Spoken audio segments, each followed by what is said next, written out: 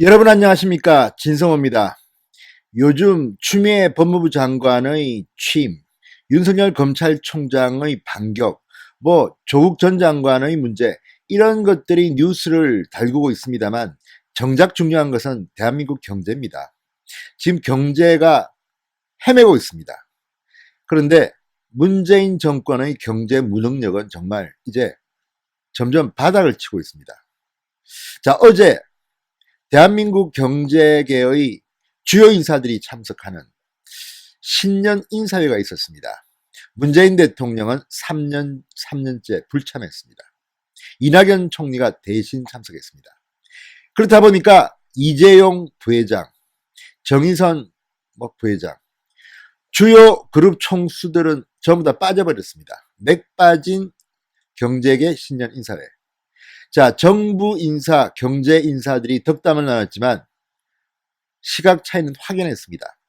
경제계 인사들은 규제 개혁 좀 해달라, 내년도 올해도 어렵다, 수출 위험하다, 이런 경고성 발언을 하는데 여전히 정부 인사들은 해외 여건 때문에 그렇지 우리 경제 좋아지고 있다, 노동의 질도 좋고 극단적으로 대립하고 있습니다. 자, 대한민국이 위기입니다. 문화일보가 조사한 지난해 문재인 정권의 경제 성적표, C 이하 학점을 준 전문가들이 77%였습니다. A 학점 준 사람은 제로였습니다. 자, 이렇게 비참한 대한민국 경제 어디로 갈 것인지 어제 경제계 신년 인사회에서 확연히 드러났습니다. 진성호의 융단 폭격 시작합니다. 문재인 대통령을 융단 폭격합니다. 방송에 앞서 아직 진성호 방송의 구독자가 아니신 분들은 붉은색 구독 버튼 꾹 눌러주시기 바랍니다. 더 알찬 방송으로 보도록 하겠습니다. 자, 어제 경제계 신년 인사회 상당히 맥이 빠진 모습이었습니다.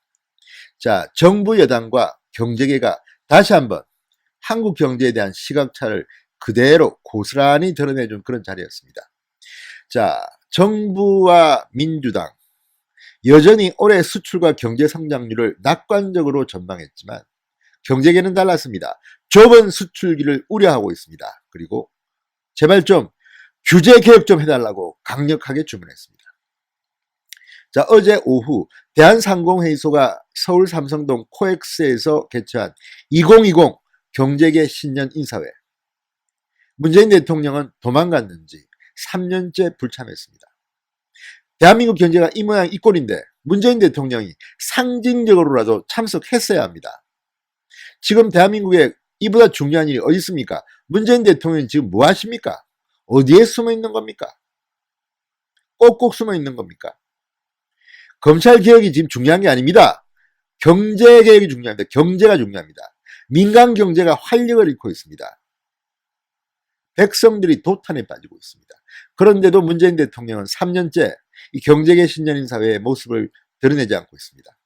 그러니까 그룹 총수들도 안 나옵니다. 대신에 윤북은 삼성전자 부회장, 권영수 LG 부회장, 황각규 롯데지주 부회장, 공영훈 현대자동차 사장, 장동현 SK 사장, 전문 경영인들만이 대거 참석했습니다. 자, 정부에서는 문재인 대통령을 빼고는 왕창 나왔습니다. 이낙연 국무총리, 홍남기 경제부총리, 성윤모 산자부 장관, 이재갑 노동부 장관, 박영선 중소벤처기업부 장관, 조성욱 공정거래위원회 위원장, 김상조 청와대 정책실장 등이 참석했습니다. 자, 이런 모습을 보면 문재인 대통령은 그렇게 바쁩니까? 그렇게 바쁩니까? 일정이 그렇게 빡빡한 것 같지도 않은데 이런 데는 좀 나와서 희망을, 경제계에 활력을 주겠다는 메시지 정도는 전달해야 되는 거 아닙니까? 정말 아쉽습니다. 누가 뽑았는지 모르겠습니다. 자, 박용만 대한상의회장은 인사말에서 민간의 활력이 크게 낮아져 기업 현장의 어려움이 컸고 대립과 갈등이 일상화되면서 한국 경제의 구조적 문제를 치유하는데 속도를 내지 못한 점이 아쉽다고 말했습니다. 속속들이 정말 가슴에 와닿는 말들입니다. 올해 좁은 수출길을 전망하는 분들이 많다. 관건은 기업의 자발적 투자 수요를 창출하는 데 달려 있다고 말했습니다. 자, 박 회장은 작심한 듯이 신산업을 맡고 있는 법과 제도 개선을 촉구했습니다. 청년들과 국회 정부를 찾아가 보면 마음이 무겁고 안타까웠다. 개발시대 이후 산업이 자리 잡는 과정에서 기득권이 견고해지고 신산업에 대해서는 리스크를 원천봉쇄하는 수준까지 법과 제도가 설계돼 이를 시작조차 하기 어렵게 만드는 것은 아닌지 되돌아봐야 한다. 이렇게 말했습니다. 자, 이재하 대구상위 회장은 건배제의를 하면서 경제가 자유로워지도록 규제를 과감히 개혁해 주시고 기업인들의 사기를 올려주셨으면 한다면서 선창을 했습니다. 기업이 그러면 그 다음은 국가다 이렇게 외치기도 했습니다. 기업이 국가다. 맞는 말입니다. 기업이 먹거리를 해줘야만이 대한민국이 앞으로 나아갈 수 있는데 문재인 정권이 들어선 이후 지금 대한민국의 경제는 신음소리만 들리는 게 아닌가 걱정이 됩니다. 그렇지만 정부의 여권은 한국 경제가 어려움에 겪고 있다는 점을 인정하면서도 원인으로는 미국과 중국의 무역 갈등, 일본의 경제 보복, 외부 요인을 주로 언급하면서 고용 수치 개선, 소재 부품 장비 국산화 등 경제 성과를 부각시켰습니다. 그렇지만 이 자리에 있는 경제계 인사들의 반응은 그렇게 호의적이지는 않았다고 합니다. 자, 이제 어떻게 하시겠습니까? 문재인 대통령 각하.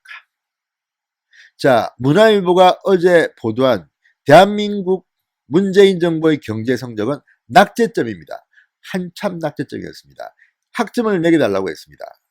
경제 전문가 100인에 대해서 설문을 돌렸는데 A, B, C, D, F 학점으로 나눠서 해보니까 CDF가 77%였습니다.